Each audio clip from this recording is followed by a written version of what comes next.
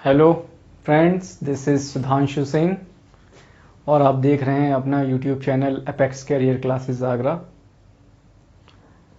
तो आज हम चर्चा करेंगे एक बहुत ही महत्वपूर्ण टॉपिक फिगर ऑफ स्पीच के बारे में, जो कि लगभग सारे ही जो टीचिंग एलिजिबिलिटी टेस्ट के एग्ज़ाम्स होते हैं उनमें पूछा जाता है। चाहे वो CTET हो, चाहे वो UP TET हो, चाहे वो DSSB हो, चाहे रीट हो, हर प्रकार के एग्ज़ाम्स में वो पूछा जाता है। तो इस टॉपिक को हम आज स्टार्ट करते हैं। जनरली आप सब लोगों ने थोड़े बहुत कहीं ना कहीं पढ़ रखे होंगे, ना भी पढ़ रखे हों तो भी कोई दिक्कत नहीं है। इस वीडियो को लास्ट तक देखिएगा, आपके 1 या 2 नंबर जितने का भी वो आता है वो आपके क्लियर हो जाएंगे। ठीक है, तो चैप्टर है हमारा figure of speech and that is very important chapter. As I said, Hindi में इट इज़ कॉल्ड अलंकार। हिंदी में इसे कहा जाता है अलंकार। तो अलंकार मेरे ख्याल से आप भली भांति पता होगा आप लोगों को इस चीज़ के बारे में ठीक से, यू ऑल नो दैट। तो वैसे तो हम इस बात के ज़्यादा डीप नहीं जाएंगे कि ये कितने होते हैं क्या है, लेकिन हम यहाँ बात करेंगे कि हमारे लिए ये कितने इम्पोर्टेंट हैं और हमारे एग्ज़ाम्स में ये कितने पूछे जाते हैं। तो 1 2 3 4 5 6 7 8 पर हम यहाँ बात करेंगे, डिस्कशन करेंगे। पहला सिमिली, दूसरा एलिट्रेशन, तीसरा अपोस्ट्रोफे, चौथा पर्सोनिफिकेशन, पांचवा हाइपरबोल, छठवां ऑक्सीमोरन, सातवां ओनोमेटोपोइया और आठवां मेटाफर। ये सबसे ज़्यादा इम्पोर्टेंट फिगर ऑफ स्पीच हैं आपके और इनके बारे में हम लोग डिस्कस करेंगे। साधारणतः एग्जाम में पूछा जाता है, आपको एक सेंटेंस दे दिया जाएगा, 4 ऑप्शंस दिए जाएंगे और आपसे पूछा जाएगा बताइए इसमें कौन सा फिगर ऑफ स्पीच है। तो हम इसे देख लेते हैं। तो ऊपर के जो 3 आप देख रहे हैं कौन कौन से, सिमिली, एलिट्रेशन और अपोस्ट्रोफे। इन तीनों में आपको अर्थ जानने की कोई आवश्यकता नहीं होती। Simile, alliteration, apostrophe. दोबारा सुनिए कि ये सिमिली में, एलिट्रेशन में और अपोस्ट्रोफे में आपको अर्थ जानने की कोई आवश्यकता नहीं होती। तो हम देख लेते हैं कैसे नहीं होती है। सबसे पहले हम बात करते हैं सिमिली की। इसे हिंदी में कहा जाता है उपमा अलंकार। इसे सिमिली में कहते हैं, सिमिली को कहते हैं हिंदी में उपमा अलंकार। यह बहुत सिंपल है। 2 अलग अलग चीजें होती हैं, कोई एक चीज कॉमन होती है और उस पर उसकी तुलना की जाती है। और 3 शब्द लाइक, एज और सो, इन 3 शब्दों का प्रयोग किया जाता है। लाइक, एज और सो। तो इसमें क्या है, लाइक, एज और सो जिन वाक्यों में आ रहा होगा वो वाक्य आपके सिमिली कहलाएंगे। वो वाक्य आपके सिमिली होंगे। एक एग्जाम्पल वाइज हम देख लेते हैं। जैसे I wandered lonely as a cloud. I wandered lonely as a cloud. Life is like a dream. Life is like a dream. It hangs like a pearl from the eyes of the bride, it hangs like a pearl from the eyes of the bride। आप देख सकते हैं ऊपर वाले में as आ रहा है, दूसरे में like आ रहा है, तीसरे वाले में भी like आ रहा है। ऐसे बहुत सारे एग्जाम्पल्स इसके हो सकते हैं, जैसे he is as blind as bat। तो इसमें कौन सा अलंकार होगा, कौन सा फिगर ऑफ स्पीच होगा, वो होगा आपका सिमिली। ठीक है, नेक्स्ट पे चलते हैं हम लोग। अगला है हमारा एलिट्रेशन। एलिट्रेशन जिसे हिंदी में कहा जाता है अनुप्रास। अनुप्रास अलंकार के बारे में लगभग आपने कभी ना कभी हिंदी में पढ़ रखा होगा, नहीं भी पढ़ रखा है कोई प्रॉब्लम नहीं है, वीडियो देखिए आप। एलिट्रेशन अनुप्रास का मतलब होता है किसी एक वर्ण की पुनरावृत्ति होना या किसी एक अल्फाबेट को रिपीटेशन होना। जहां रिपीटेशन हो रहा हो वहां पर वो एलिट्रेशन कहलाएगा। जैसे लव्स लेबर लॉस्ट। अब आप देखिए लव्स लेबर लॉस्ट, LLL, यानी कि यहां भी L है, यहां भी L है और यहां भी L है। तीनों ही जगह पर आप देखेंगे रिपीटेशन हो रहा है, अर्थात यहां पर कौन सा फिगर ऑफ स्पीच है, यहां पर फिगर ऑफ स्पीच है आपका एलिट्रेशन अर्थात अनुप्रास। Just like she sells she shells, manner maketh man, loves labour lost, LLL, SSS, MMM। अर्थात केवल इसमें क्या हो रहा होगा, इसमें केवल रिपीटेशन हो रहा होगा। जहां कहीं भी रिपीटेशन आप देखें वहां कौन सा होगा, वहां एलिट्रेशन फिगर ऑफ स्पीच का यूज किया जाएगा। अगला है अपॉस्ट्रोफे। हिंदी में इसे कहा जाता है संबोधन। हिंदी में इसके लिए शब्द है संबोधन। इसमें क्या होता है, इस फिगर ऑफ स्पीच में किसी एब्स्ट्रैक्ट आइडिया को, किसी पर्सन को डायरेक्ट एड्रेस किया जाता है, डायरेक्ट एड्रेस किया जाता है। लेकिन इसकी परिभाषा से आपको कोई लेना देना नहीं है। बेसिकली आपको इसकी पहचान पता होनी चाहिए कि अगर ये एग्जाम में आएगा तो आप इसे किस प्रकार पहचानेंगे। तो इसकी पहचान बहुत ही सिंपल है। इसमें या तो ओ या इस एक्सक्लेमेशन मार्क का प्रयोग हो रहा होगा, या तो ओ होगा या इसमें एक्सक्लेमेशन मार्क का प्रयोग हो रहा होगा। जिस वाक्य में ओ का अथवा एक्सक्लेमेशन मार्क का प्रयोग हो रहा हो वहां पर वह वाक्य में अपॉस्ट्रोफे अर्थात संबोधन अलंकार का प्रयोग किया जाता है। इसमें किसी व्यक्ति को, किसी एब्स्ट्रैक्ट आइडिया को, भाव या विचार को डायरेक्ट हम एड्रेस करते हैं, सीधे सीधे संबोधित करते हैं। तो एग्जाम्पल देख सकते हैं हम। O Julius Caesar, thou art mighty yet. ये बहुत फेमस एग्जाम्पल है, विलियम शेक्सपियर की एक नाटक है Julius Caesar. O Julius Caesar, thou are mighty yet, thou spit at walks abroad and turns our sword in our proper entrails. लेकिन exam में केवल इतना सा पूछा जाता है, O Julius Caesar, thou are mighty yet. अब दिए गए वाक्य में कौन सा अलंकार है या कौन सा फिगर ऑफ स्पीच है, तो आप देख सकते हैं ओ जूलियस सीजर, ओ भी आ रहा है, एक्सक्लेमेशन मार्क आ रहा है, इसमें कौन सा होगा, इसमें डायरेक्टली हम लगाएंगे अपॉस्ट्रोफी। ऐसे ही O captain, my captain,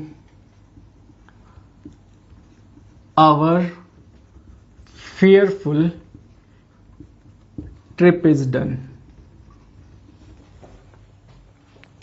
O captain my captain our fearful trip is done. दिए गए वाक्य में कौन सा फिगर ऑफ स्पीच है? And we can say apostrophe because it contains O and exclamation mark.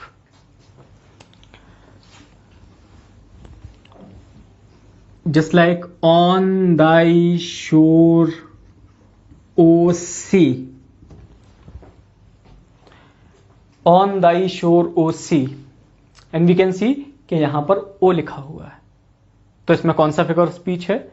इसमें आपका संबोधन अर्थात अपॉस्ट्रोफी फिगर ऑफ स्पीच होगा।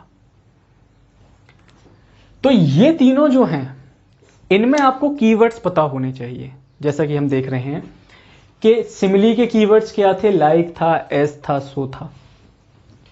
एलिट्रेशन का कीवर्ड क्या था? एलिट्रेशन का कीवर्ड था आपका कि रिपीटेशन हो रहा होगा बार बार। और अपॉस्ट्रोफी का क्या था? या तो ओ लगा होगा या एक्सक्लेमेशन मार्क लगा होगा। अगले में देखते हैं। इसमें जब भी हम इसे पढ़ाते हैं तो कई बार लोगों के मन में एक विचार आता है कि सर क्या ऐसा हो सकता है कि एक वाक्य में एक से ज्यादा फिगर ऑफ स्पीच का प्रयोग किया जाए? Is it possible? Yes, this is possible. Because एक क्वेश्चन है, यहां पर मैं लिख देता हूं, और ये एग्जाम में आया हुआ क्वेश्चन है। आई थिंक उत्तराखंड टेट का क्वेश्चन है ये। O my love is like red roses.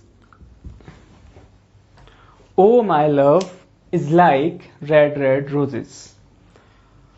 तो इसमें बच्चे कहते हैं सर ओ भी आ रहा है, इसमें लाइक भी आ रहा है, और इसमें आर आर आर रिपीटेशन भी आ रहा है। तो हम इसे किस में रखेंगे? तो इस प्रकार के प्रश्नों के लिए मैं आपको बता दूं, जब कभी भी इस प्रकार के प्रश्न आते हैं तो इनमें कोई क्रम निर्धारित नहीं होता। क्रम निर्धारित इसलिए नहीं है कि ये तीनों ही हैं।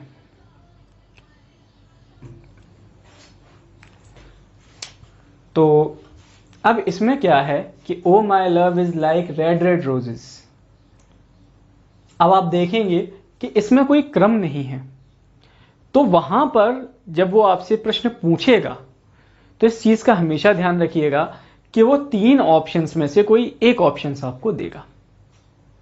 इनमें से कोई एक ऑप्शन आपको दिया गया होगा, चाहे वो एपोस्ट्रोफी हो, चाहे वो सिमिली हो, चाहे वो एलिट्रेशन हो। ठीक है। अब बचे हुओं पे आते हैं, यानी अगला हमारा पर्सोनिफिकेशन है।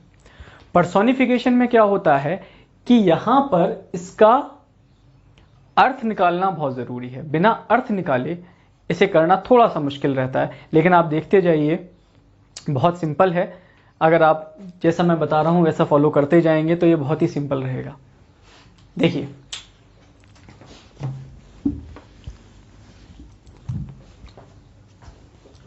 पर्सोनिफिकेशन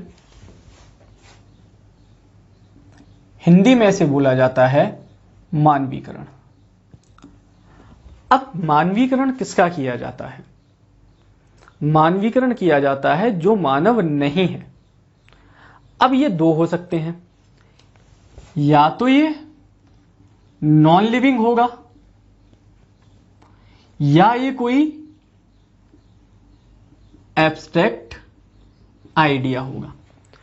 या तो ये नॉन लिविंग है या ये कोई एब्स्ट्रैक्ट आइडिया है, लेकिन इसे ऐसे ट्रीट किया जा रहा है जैसे कि इसमें जीवन है, जैसे कोई ये लिविंग है। अब देखते हैं हम, लव इज ब्लाइंड, और एक मैं लिखता हूं रोहित इज ब्लाइंड। ये दो वाक्य मैंने लिखे हैं, love is blind, Rohit is blind. तो क्या रोहित इज ब्लाइंड पर्सोनिफिकेशन होगा? नहीं होगा। क्यों नहीं होगा? क्योंकि रोहित एक लड़के का नाम है और ब्लाइंड होना उसकी क्वालिटी हो सकता है। लेकिन लव ये किसी व्यक्ति का नाम नहीं है, ये एक फीलिंग है, ये एक एब्स्ट्रैक्ट नाउन है, भाववाचक संज्ञा है। इसीलिए इसके अंतर्गत ये पर्सोनिफिकेशन हो जाएगा, मानवीकरण हो जाएगा, क्योंकि हम एक भावना को, एक भाववाचक संज्ञा को अंधा बता रहे हैं, जो कि एक जीवित व्यक्ति का गुण है, एक लिविंग पर्सन का है। Just silence surrounded him.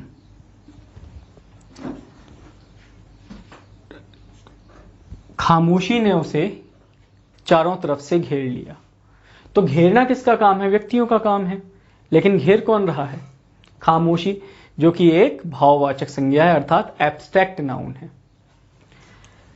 Death lays its icy hands on Kings.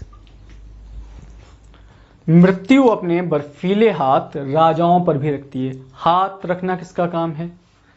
व्यक्ति का काम है। रख कौन रहा है? मृत्यु। तो हाथ रखना एक मानवीय कार्य है, लेकिन उसे कर रहा है एक ऐसा व्यक्ति, एक ऐसा गुण जो कि भाववाचक है, जो कि मानव नहीं है। ऐसे बहुत सारे इसके एग्जाम्पल्स हो सकते हैं। अ लाई हैज नो लेग्स, झूठ के पांव नहीं होते। The moon weld her face, चांद ने अपने चेहरे को छुपा लिया, घूंघट कर लिया। इस प्रकार के बहुत सारे वाक्य इसमें दिए गए हैं। अगला देखते हैं हाइपरबोल। हाइपरबोल हिंदी में इसे कहा जाता है अतिशयोक्ति। अतिशयोक्ति अलंकार, जहां किसी बात को अत्यधिक बढ़ा चढ़ाकर प्रस्तुत किया जाए। तो बेसिकली इसका कोई लॉजिकल मीनिंग नहीं होता, लेकिन इसका लिटरेरी मीनिंग होता है, इसका लिटरेरी सेंस निकलता है। जैसे इसके बहुत फेमस एग्जाम्पल हैं और लगभग सभी टेट में एक ना एक बार ये पूछा जा चुका है प्रश्न। Here is the smell of blood, all the perfumes of Arabia will not sweeten her little hand. Here is the smell of blood. All the perfumes of Arabia will not sweeten her little hand. ये Shakespeare के द्वारा लिखा गया एक नाटक है, Macbeth, उससे ली गई लाइन है। अब इसमें क्या कहा जा रहा है? All the perfumes of Arabia, कि अरब के सारे इत्र मिलाकर, कि अरब में जितने भी इत्र हैं उन सबको मिला दिया जाए और उसके छोटे से हाथ पे डाला जाए, फिर भी उसके हाथों से खुशबू नहीं होगी, खुशबू नहीं आएगी। इसका अर्थ क्या है? कि ये इसी बात को बढ़ा चढ़ाकर कह रहा है।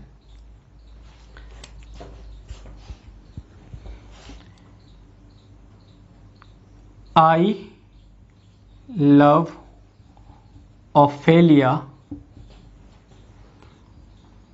40,000 brother could not make a sum। 40,000 brother, ये लाइन भी शेक्सपियर की ही है। एक नाटक है उनका हेमलेट, उसकी नायिका का नाम था ओफेलिया। तो इसे हम ज्यादा डीप में नहीं जाते हैं। आप एक चीज देख लीजिए, आई लव ओफेलिया 40,000 ब्रदर्स, 40,000 भाई, यह संभव लग रहा है।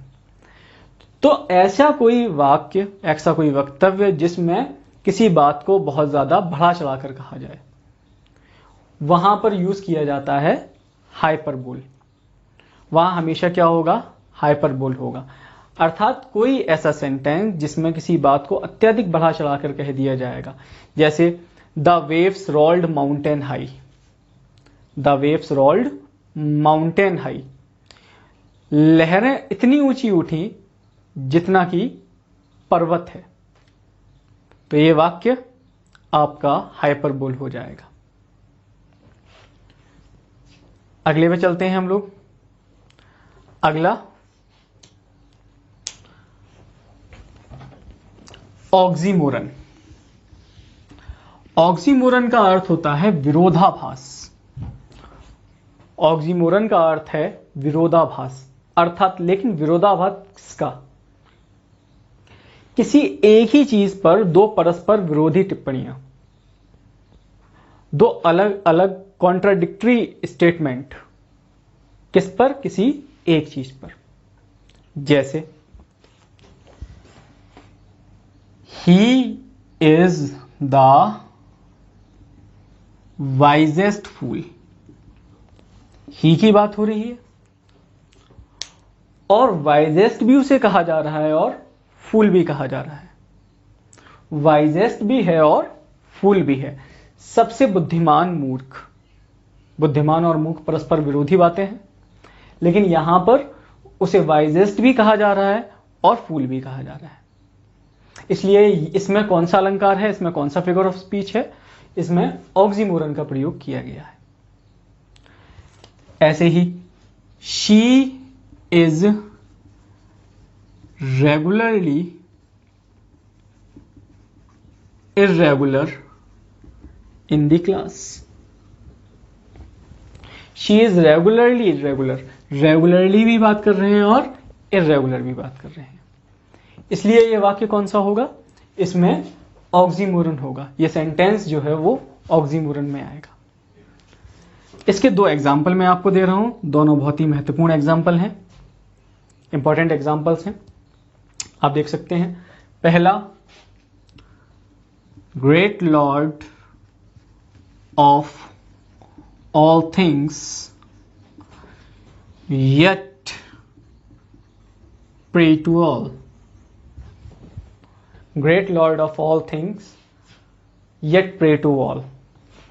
ये एक बहुत फेमस पोएट हैं, अलेक्जेंडर पोप, उनकी लाइन है। सेकंड,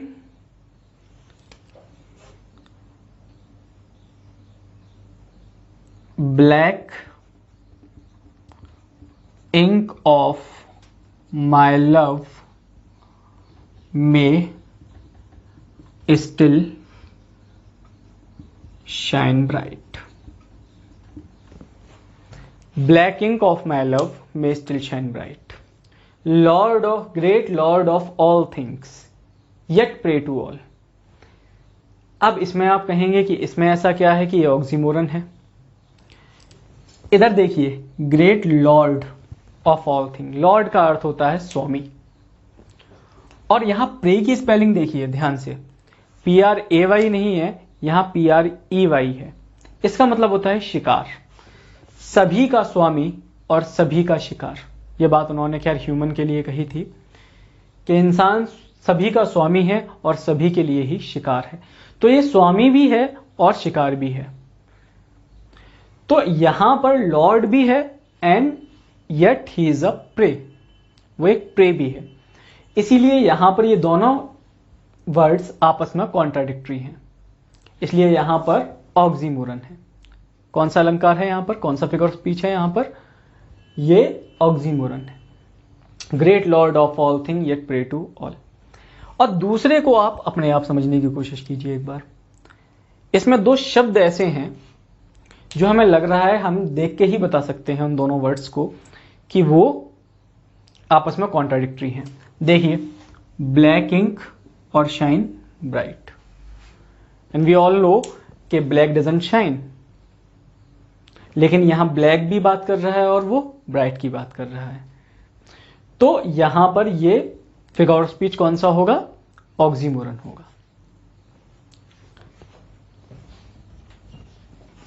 अगले पे चलते हैं। अगला ओनोमेटोपोइया। इसके लिए आपको साउंड से याद होना चाहिए। In this figure of speech sound suggest meaning और सेंस। अब इसका अर्थ क्या है? साउंड इसमें याद होना बहुत अनिवार्य है। साउंड कैसे? अब जैसे लॉइन का रोअर है, मंकी का चैटर है, बर्ड्स का चिरपिंग है। तो इस प्रकार के सेंटेंसेस जो होते हैं जिनमें आवाज़ों का आना होता है, अलग अलग आवाज़ें होती हैं, वहां पर वह सेंटेंसेस में आने वाला फिगर ऑफ स्पीच ओनोमेटोपोइया होता है। जैसे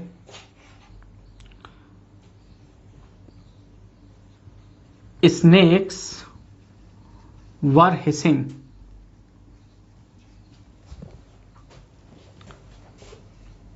grunt grunt goes the hawk. ये हॉक की जो आवाज़ होती है वो ग्रंट होती है, कैमल की भी आवाज़ ग्रंट होती है। हिसिंग आवाज़ जो होती है वो स्नेक्स की होती है, कैट्स की आवाज़ म्यू होती है। तो जहाँ कहीं भी आप आवाज़ अगर देखें लिखा हुआ, समझ लीजिए वहाँ पर जो प्रयोग होने वाला फिगर ऑफ स्पीच है वो ओनोमेटोपोइया है। इसके लिए आपको साउंड्स को याद करना बहुत ज़रूरी है। और अगला मेटाफर, इसे हिंदी में कहा जाता है रूपक। अब यहां पर इसे समझना बहुत ज़रूरी है क्योंकि इसमें भी तुलना होती है और सिमिली में भी तुलना होती है। लेकिन सिमिली में तुलना के लिए लाइक, एज और सो का प्रयोग किया जाता है, लेकिन इसमें लाइक, सो और एज के प्रयोग के बिना ही हम तुलना करते हैं। जैसे मैंने लिखा life is like a dream. Life is like a dream. तो मैं आपसे पूछूं इसमें कौन सा फिगर स्पीच है, तो आप देख के तुरंत बता सकते हैं सर इसमें लाइक आ रहा है तो इसमें सिमिली होगा। बट अगर मैं यहां से लाइक को हटा दूं, लाइफ इज ए ड्रीम, तो लाइफ को मैंने क्या बता दिया, ड्रीम बता दिया। यानी इसमें दो अलग अलग चीजें हैं। इसमें थोड़ा और सिंपली एक्सप्लेन कर दूं आपको, लाइफ बराबर ड्रीम, यानी लाइफ अलग चीज है, ड्रीम अलग चीज है, और हमने दोनों को क्या कर दिया, समान कर दिया। हमने इस प्रकार से उनका कंपैरिजन किया कि दोनों चीजें ही एक हो गई, सिमिलर हो गई। लेकिन इसमें हमने लाइक, सो और एस का प्रयोग नहीं किया। तो मेटाफर होता है जहां पर दो चीजें बिल्कुल एक हो जाएं। जैसे इसका एग्जाम्पल है all the world is stage. ये सारी दुनिया एक स्टेज है। बात हो रही थी वर्ल्ड की और उसे क्या बता दिया गया, स्टेज। तो वर्ल्ड इक्वल टू स्टेज। ऐसे ही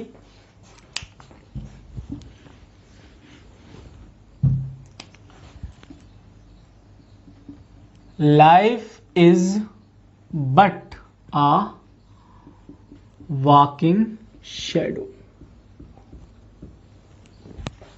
life is but a walking shadow, कि जीवन कुछ और नहीं एक चलती हुई छाया है। तो यहां पर हमने लाइफ को क्या बताया है, एक चलती हुई छाया बताया। यह नहीं कहा कि जीवन चल रहा है, हमने कहा है जीवन एक चलती हुई छाया है। ऐसे ही बहुत फेमस एग्जाम्पल है, सभी लोगों ने कभी ना कभी पढ़ा होगा, camel is the ship of desert. अब देखें हम किन दोनों चीजों को बराबर कर रहे हैं। कैमल को हम किसके बराबर में रख रहे हैं, शिप के। कैमल अलग होता है, शिप अलग होता है, लेकिन हमने इसमें क्या कह दिया कि camel is the ship of desert, कि ऊंट रेगिस्तान का जहाज है। तो इस प्रकार के वाक्य जहां ऐसे तुलना की जाए कि जहां सो, लाइक और एस का प्रयोग ना किया जाए, किसी एक चीज को दूसरी चीज पूर्णतः बता दिया जाए, वहां हम मेटाफर नामक फिगर ऑफ स्पीच का यूज करते हैं। आई होप आपको समझ में आ गया होगा। अगर वीडियो पसंद आए तो लाइक कीजिए, शेयर कीजिए और चैनल सब्सक्राइब कीजिए। Thank you very much.